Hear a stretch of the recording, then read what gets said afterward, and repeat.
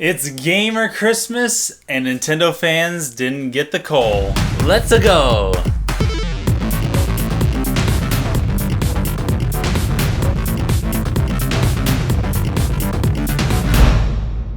Indeed, let's go. It is E3 week. I couldn't be more excited. Yeah. And I have to admit that I was kind of a Grinch this morning. You were a Grinch this morning? Why's that? Because I had heard the bad news that the presentation was going to be 25 minutes. First I heard it was going to be half an hour, and I was like, oh, and then I heard 25 minutes. I was like, that's so bad. And it's painful.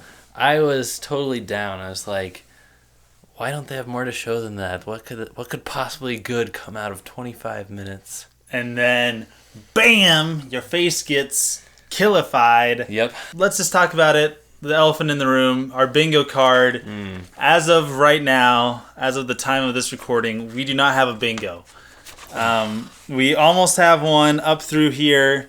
All we need is the Stretchy Arms amiibo. If we get the Stretchy Arms amiibo, maybe they announce it during... Yeah, Gonda Chris, can you help us with that? Yes, please, yeah. Make a custom one. If it's announced in this time, if you see this, please. We did all right. We did better than I suspected. Let's talk about our score. We got Nintendo apparel, that little pin. I couldn't see it on my computer, but apparently it was Cappy. The hat, we got the name of the hat after the presentation. They finally said it. They didn't talk about the chat app. And in fact, they did say they'll talk about it later. Okay, good. Yep. We didn't get a new bundle that was released. We got our free space. Yes. That's always a win. It obviously showed new worlds in Mario Odyssey. We got 2 new Metroid titles. We'll get into that. And of course, they talked about Mario Sunshine within like the first 10 minutes of the treehouse. All right. And so in this coming week, in the coming days adjacent to this day, yes, we are going to be going in depth on Metroid, third-party games, and Super Mario Odyssey. So we need to blaze through some of these other ones. Yes, let's. And I couldn't believe how many non-2017 games there were after they kept warning us, we're really going to be talking about 2017 games. And even in the segments right after people would say that in the presentation, teasers for next year. Yes. And that's kind of sad, but it's also really exciting because that was something that made me afraid. It's like they're going to be focusing on these things, and they're going to be things we already know about. But we got so much. Rocket League. Oh, man. We finally not only do we get Rocket League on Switch, but it has the cross-platform play. Yep. We're going to be talking about that later. Yep. Did you catch the hint at the very beginning about Rocket League? There's like a ball bouncing around or something. They didn't announce it until later on in the presentation. Oh, wow. But they kind of dropped a little Easter egg there. Brand new game, Yoshi, in the style of Woolly World. Yes, indeed. Got Kirby.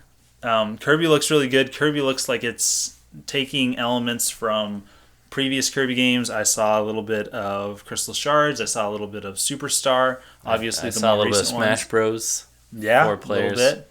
Oh, yeah.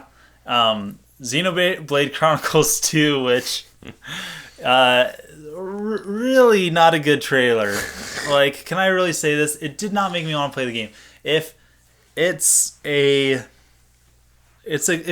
game that I've never played before, I don't want to have to know what's going on in order to get it. With the Xenoblade games, every single trailer that I've seen, it's like, I don't get it. Here's what I got out of it. Everyone has big swords. Yes. And sometimes big pants, and other times big body parts. And sometimes the swords are actually people, and it makes... There was a person sword? Oh, yeah. There was a person that, the girl was a sword, and the boy was, reaching toward her chest, with his hand, and it was like, okay, that's not okay. I was very confused, and I couldn't figure out if the name he kept saying was her or the sword. I didn't care. It makes sense now that they are the same. Yeah, I really didn't care anything about this. I'm sure some of you guys do.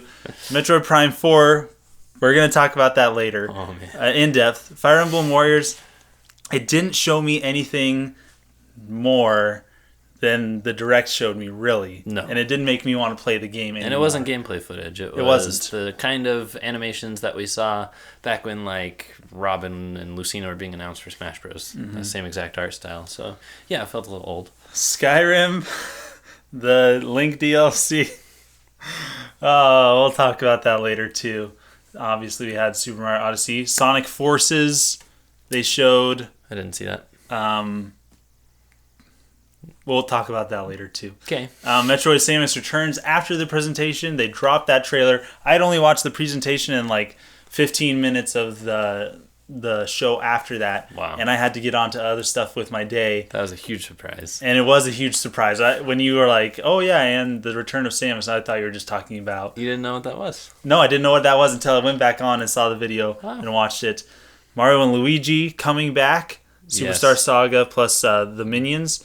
A weird anime game, I'm guessing. I'm not hip with the kids. Okay, I didn't know about that one. And of course the Rabbids game, which looks like a lot of fun. I wasn't convinced by the leak footage or the leak pictures. I thought it was going to be dumb. Mm-hmm. The gameplay actually looks like a lot of fun to me. So I can't lie. I do miss Nintendo's stage shows. Me too. But I was wrong about 25 minutes being bad. They proved me wrong by just putting amazing trailer after amazing trailer.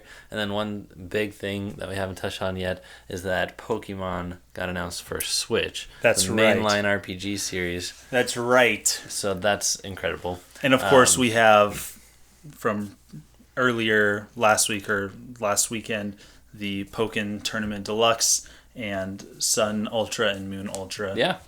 So it seemed like I missed the old format, but I think they did a great job.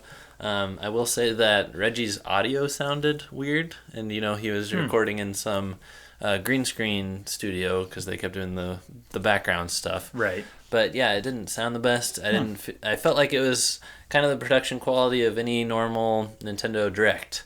So I do miss the big E3 push that they used to do. The Muppets. Yeah. They kind of stripped all that out and just focused on games. Not a bad thing. No. Just like completely games, no new Switch accessories, no new hardware, anything like that. It was very focused. And that's something that's amazing because usually Nintendo makes a big deal about that. But they already did that in January. They said, this is the Switch, this is what it can do. And E3 is all about the games, which is great. You barely even saw the Switch today. I know. No motion control demonstrations or anything like that. Basically, this presentation made me forget that I don't have a Switch. It made me forget, and that's great. That is a testament to Nintendo showing off what they can do without the gimmicks. Well, hopefully it kind of made you want one, too. It did, and... especially Metroid. I know. Yeah, I might have to wait, but when Metroid comes out, I might have to just bite the bullet and... Yeah, you have time to save up before Metroid. They didn't even have any footage to show. No. You have Samus Returns to hold you over for a while. Indeed. There's one more thing that I missed. Indie presence. There really wasn't. I hope there wasn't any. I hope that there's like Treehouse segment coming up, or a mini Nindy showcase. Say that 5 times fast. Mini Nindy showcase. Because I want more news on the Nindies. A lot of the Nindies that we saw from the presentation in January or February still haven't come out yet. So I'm waiting for more news on those. Let's look back over these real quick. Any final notes? I don't think so. I know some of these we're gonna touch in depth throughout the week. We gotta go deep. Yeah, we gotta go deep on some of this stuff. So really good first impressions. I haven't seen the other press conferences. We'll get maybe Dark Simeon to report on those. Maybe come back. But I haven't heard much, which I think is telling, and I have heard a lot of disappointment. Yeah. So I've heard that people aren't too excited for Scorpio, Xbox One X.